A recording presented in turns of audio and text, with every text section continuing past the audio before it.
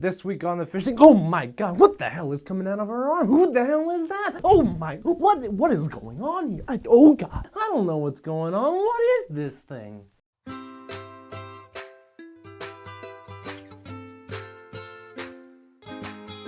Hey everyone, welcome back to another week. I'm Garrett Hallfish. This week, I really want to talk about some news that stuck out last week that really surprised me. Bethesda is coming back doing another press conference this year at E3. This is something that was unprecedented. I didn't see it coming. I don't think a lot of people saw it coming because last year they had a reason to have a show because they had so many games coming out. They had Doom, Fallout 4, amongst others.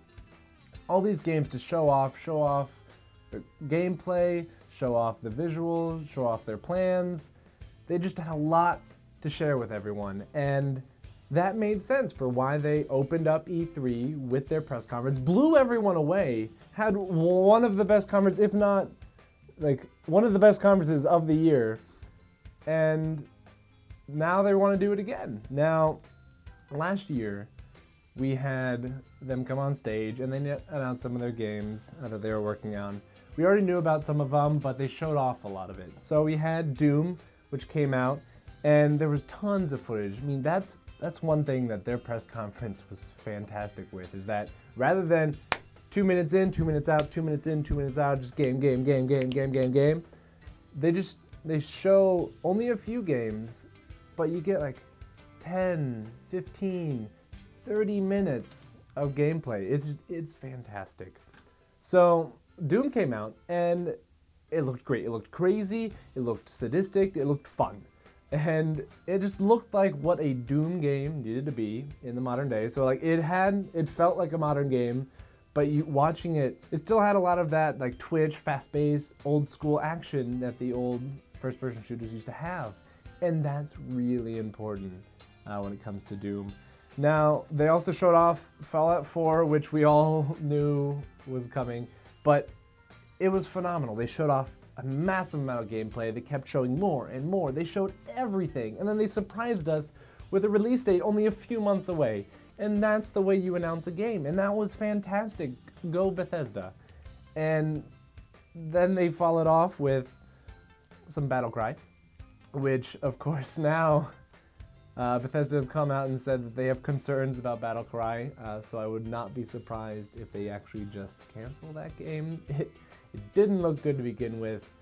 I'm sorry, Bethesda. Now, Dishonored 2, they did show some information on, just to let us know that it existed, which is great. They had a cinematic trailer, so we don't get to see gameplay, which is sad because the cinematic trailer looked so good, and I want it to look like that. She had crazy new powers where instead of blinking, she kind of has this purple tentacle thing, and I don't know, I'm playing the original right now, and I'm having a blast with it, and I'd love to go back and play some more, especially with a female character. I don't know why, just every time I have the choice, always choose female, but that just looks like it could be a really fun game. So for this year, I'm trying to figure out what they're gonna do, because unless Battlecry comes out and is this epic game, they don't have a whole lot to show. I mean, this year, so far, the only thing that we know is coming, that we definitely will probably see more of, is Dishonored 2. And that's, like, I'm hoping there's a lot of gameplay there, because otherwise we have no idea what's coming. I would love for Dishonored 2 to be coming out within the next few months, or maybe even in 2017. But that would be great to see. You see some gameplay, you kind of understand what the graphics are.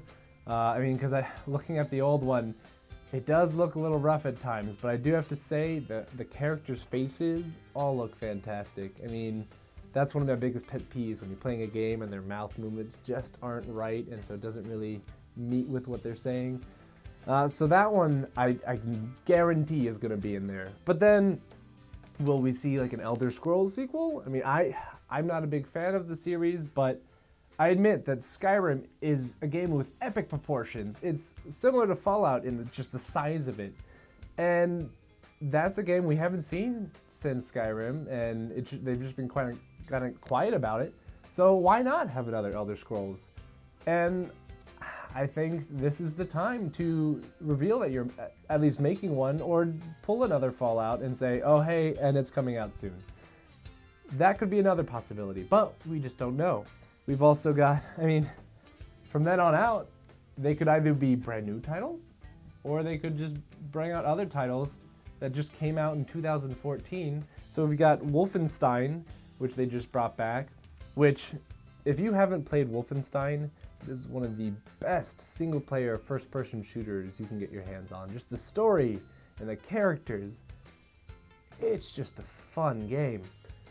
But I don't know if they'll come out with another one so soon. I mean, it's only been 2 years, and so to have that at E3, that's really grasping at straws there. And then on top of that, maybe even the Evil Within, which, new franchise, I thought it was great.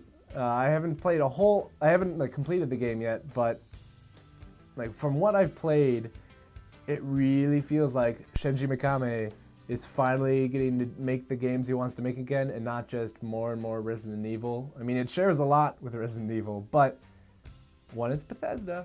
Two, it's just, it has the feeling down. And even though it came out 2 years ago, this is one that could seem more plausible coming out in just a couple of years, because it's not this large open world game, and I don't know, just something about horror games.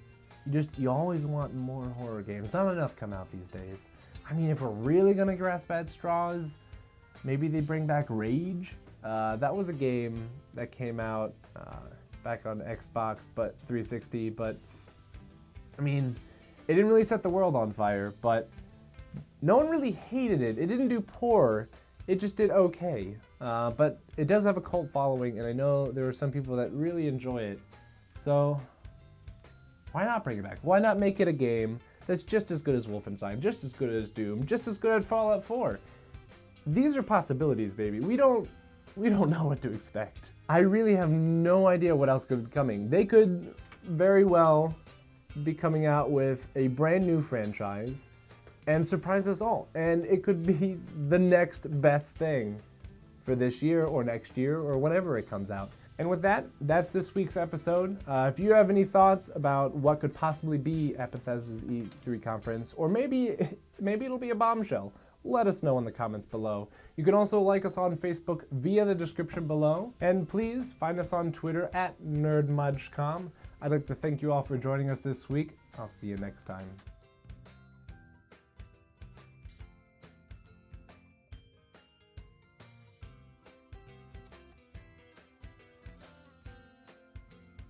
All right, everyone, let's get serious for a moment.